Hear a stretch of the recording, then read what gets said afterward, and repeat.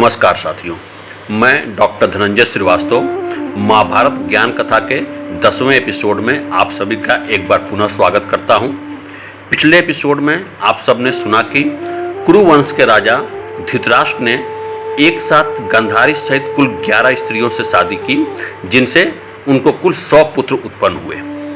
आइए अब कथा में आगे बढ़ते हैं। धृतराष्ट्र का विवाह संपन्न हो जाने के पश्चात रानी सत्यवती की दूसरी पुत्र वधू अंबालिका के गर्भ से उत्पन्न पांडु के विवाह की चर्चा प्रारंभ हो गई और उनके लिए सुयोग्य स्त्री की तलाश प्रारंभ कर दी गई। पितामह भीष्म एक ऐसी स्त्री की तलाश में लग गए जो सुयोग्य हो और जिससे वह पांडु का विवाह कर सके। वैशंपायन जी कहते हैं, हे राजा जन्मेजय, उस समय यदुवंशियों में सर्वश्रेष्ठ राजा सूरसेन हुआ करते थे, जो श्री कृष्ण भगवान के नाना थे और श्री कृष्ण भगवान के पिता वसुदेव उनके दामाद थे। यदुवंश शिरोमणि राजा सूरसेन एक सत्यवादी और वचनबद्ध राजा थे। राजा सूरसेन ने अपने फुफेरे भाई कुंती भोज, जो कि एक संतानहीन राजा थे, उनकी कोई संतान नहीं थी, उन्हें यह प्रतिज्ञा दे रखे थे कि मेरी जो भी प्रथम संतान होगी वह मैं तुम्हें भेंट कर दूंगा। राजा सूरसेन को पहली संतान एक कन्या ही उत्पन्न हुई, जिसे उन्होंने संकल्पनिष्ठ होने के कारण अपने फुफेरे भाई कुंती भोज को दान स्वरूप दे दिया। वैशंपायन जी राजा जन्मेजय से कहते हैं, हे जन्मेजय, महाराज कुंती भोज की वह पुत्री विशाल नेत्रों वाली, सुंदर रूप से संपन्न और उत्तम गुणों वाली थी।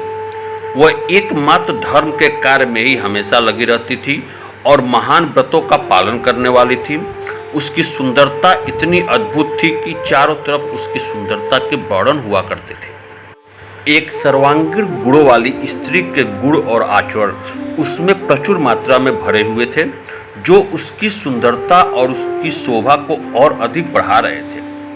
अतः उसके सुंदर रूप और युवावस्था से सुशोभित देखकर उस तेजस्विनी कन्या के लिए कई राजाओं ने महाराज कुंती भोज से शादी के लिए याचना की। जब महाराजा कुंती भोज ने यह देखा कि उनकी पुत्री अब विवाह के लायक हो गई है और कई राजाओं द्वारा विवाह प्रस्ताव भी आ रहे हैं, तब उन्होंने अपनी पुत्री का शादी का विवाह का निश्चय किया और एक स्वयंवर का आयोजन किया। वह स्वयंवर विभिन्न देश के राजाओं से भरा पड़ा था। उसी स्वयंवर में भरतवंश शिरोमणि नृपश्रेष्ठ महाराज पांडु भी उपस्थित थे। महाराज कुंती भोज की पुत्री, जिसका नाम कुंती था, स्वयंवर में पधारी। खचाखच राजाओं से भरा स्वयंवर देख कुंती एक समय के लिए सहम सी गई और धीरे धीरे सारे राजाओं को देखने लगी। एकाएक उसकी निगाह महाराज पांडु की निगाह से मिली और उसने महाराज पांडु को मन ही मन अपना पति स्वीकार कर लिया। महाराज पांडु सिंह के समान बलशाली प्रतीत हो रहे थे। उनकी छाती बहुत चौड़ी थी, उनके नेत्र बैल की आंखों के समान बड़े बड़े थे। वे बलशाली थे। वे सब राजाओं की प्रभा को अपने तेज से आच्छादित करके सूर्य की भांति प्रदीप्त हो रहे थे। महाराज कुंती भोज की पुत्री कुमारी कुंती रंगमंच में उपस्थित महाराज पांडु को देख मन ही मन उन्हें पाने के लिए व्याकुल हो उठी। फिर धीरे धीरे कुंती लजाते और शर्माते हुए महाराज पांडु के निकट गई और उनके गले में वरमाला डाल दिया। कुंती और महाराज पांडु का विवाह संस्कार संपन्न हो जाने के पश्चात महाराज कुंती भोज ने उन्हें नाना प्रकार के धन और रत्नों से सम्मानित किया। फिर महाराज पांडु को कुंती सहित उनकी राजधानी हस्तिनापुर के लिए विदा किया। हस्तिनापुर पहुंचने पर महाराज पांडु और उनकी धर्मपत्नी कुंती का बहुत ही भव्य स्वागत किया गया। तत्पश्चात महाराज पांडु अपनी प्रिय पत्नी के साथ राजमहल में रहने लगे। वैशंपायन जी कहते हैं, हे राजा जन्मेजय, महाराज पांडु की शादी के कुछ समय ही बीते थे कि शांतनु नंदन परम बुद्धिमान भीष्म जी ने महाराज पांडु के दूसरी विवाह का विचार प्रारंभ किया। पितामह भीष्म जी ने मद्र नरेश की रूपवती और यौवन से भरी पुत्री के बारे में पहले से ही सुन रखा था। अतः उन्होंने वृद्ध मंत्रियों, ब्राह्मणों, महर्षियों और चतुरंगड़ी सेना के साथ मद्र राज की राजधानी की तरफ चल दिए। मद्र राज के राजा शल्य को इस बात की जानकारी मिली कि पितामह भीष्म पूरी सेना के साथ उनके राज्य की तरफ आ रहे हैं। तब वो उनकी अगवानी के लिए नगर के बाहर आए और पितामह भीष्म का यथोचित सत्कार करके राजधानी के अंदर ले गए। महल में पहुंचकर महाराज शल्य ने भीष्म जी का यथोचित स्वागत सत्कार करने के पश्चात उनके आगमन का कारण पूछा।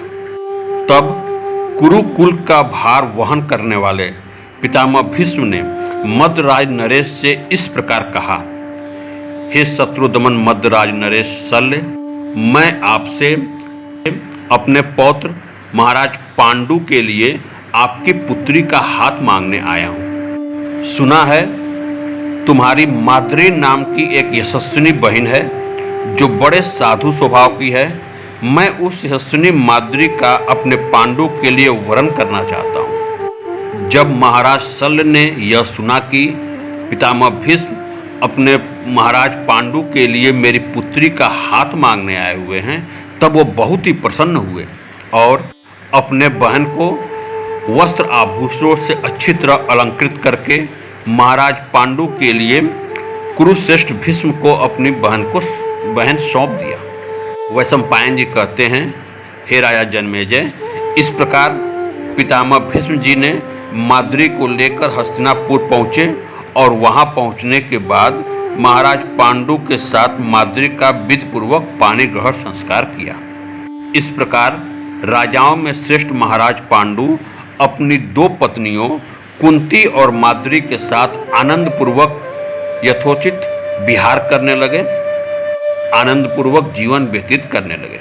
वैशंपायन जी आगे कहते हैं, हे जन्मेजय, कुरुवंशी राजा पांडु पूरे 30 रात्रियों तक अपनी दोनों पत्नियों के साथ विहार किया।